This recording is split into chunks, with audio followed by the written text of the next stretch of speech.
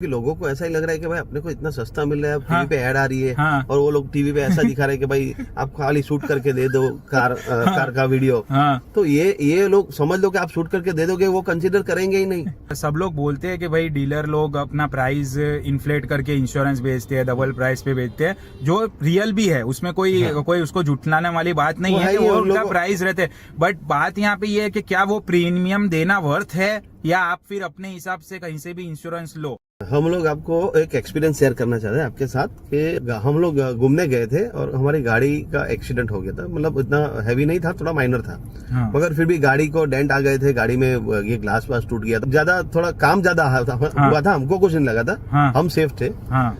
बात आ रही है इंश्योरेंस पे। अगर गाड़ी का एक्सीडेंट होता है तो इंश्योरेंस अपने लेते हैं। हाँ। तो उस इंश्योरेंस के दो ऑप्शन होते हैं कि भाई अपने डीलर के पास ले या फिर आप कहीं पे बाहर किसी कंपनी ले सकते हैं। तो उसके हिसाब से आपका all over experience Rahul ji share कीजिए। सब लोग बोलते हैं कि भाई डीलर लोग अपना प्राइस इन्फ्लेट करके इंश्योरेंस बेचते हैं, डबल प्राइस पे बेचते हैं, जो रियल भी है, उसमें कोई उसको झुठलाने वाली बात नहीं है कि वो उनका प्राइस रहते हैं। बट बात यहाँ पे ये है कि क्या वो प्रीमियम देना वर्थ है, या आप फिर अपने हिसाब से कहीं से भी इंश्योरेंस लो। मैंने जब से कार परचेज की है तो मैं पहले से एकदम क्लियर था कि मुझे इंश्योरेंस तो कार का डीलर से ही लेना है। मेरी कार 3 से 4 बार इंश्योरेंस में गई हुई है, ठीक। हर बार मेरा एक्सपीरियंस बहुत ही सही रहा हुआ है। उसका एक रीजन है कि डीलर भले आपसे थोड़ा बहुत प्रीमियम लेता है, जैसे फर्स्ट टाइम तो आप कटने ही वाले हो जब आप नई गाड़ी परचेज करते हो, लेकिन जब रिन्यूअल का टाइम होता है तब वो लोग का भी मार्जिन कम होता रहता है, क्योंकि तब तक आपको भी अवेयरनेस आ जाती है कि मार्केट में इंश्योरेंस क्या मिलता है। तो उनसे आप नेगोशिएट करके, नो डाउट उसमें भी आपको 20% जितना ज्यादा पैसा देना पड़ता है, लेकिन इसमें फायदा क्या होता है, जब भी आपका क्लेम आता है तो हर चीज, हर फॉर्मेलिटी और हर टाइप का सपोर्ट आपको डीलर प्रोवाइड करता है, और वो क्लेम निकालना वो अपनी रिस्पॉन्सिबिलिटी समझता है, क्योंकि उसको ये चीज पता है कि ये कस्टमर मेरे पास इसीलिए आया है कि जब इसको क्लेम लेना हो तो उसमें वो हैसल फ्री हो। और मेरे कभी भी क्लेम में पर्सनली अपफ्रंट कोई भी पैसा नहीं लगा। मेरे फ्रेंड को ये चीज से बहुत दिक्कत था, मैं डीलर को क्यों 20% ज्यादा पैसा दूं, और बोले मैं तो खुद करवाऊंगा। और वो कोई ये ऐसी ऑनलाइन साइट्स पे चला गया, और बाहर भी लोकली भी उसने काफी कुछ सर्च किया तो सबसे सस्ता उसको ऑनलाइन मिला, ऐसा इंश्योरेंस ले लिया। उसका 2-3 साल के बाद क्या हुआ, बम्पर नीचे से गाड़ी का लग गया और नीचे का उसका पार्ट पूरा डैमेज हो गया।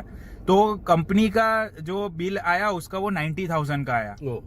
और जब उसने वो क्लेम के लिए रखा तो पहली बात तो क्या हुआ कि कंपनी ने बोला कि भाई ये आपने थर्ड पार्टी का बाहर से लिया हुआ है, तो इसमें तो आपको सबसे पहले पूरा पैसा आपको देना पड़ेगा 90,000। हम उसमें वो नॉन नेगोशिएबल चीज है, तो पहले तो वो वहां पे फंस गया। क्योंकि एक चीज है, पैसा जो लास्ट में डिसाइड हुआ देना, जो बैलेंस देना एक अलग चीज है, और अपफ्रंट पूरा पैसा देके रिटर्न लेना, उसमें बहुत जमीन आसमान का फर्क है।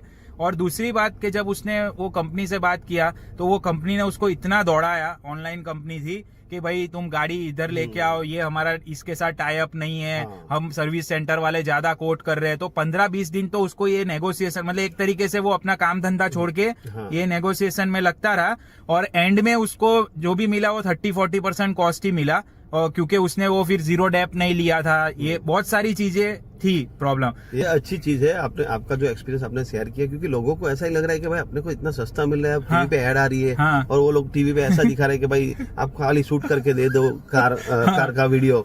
तो ये लोग समझ लो कि आप शूट करके दे दोगे, वो कंसीडर करेंगे ही नहीं।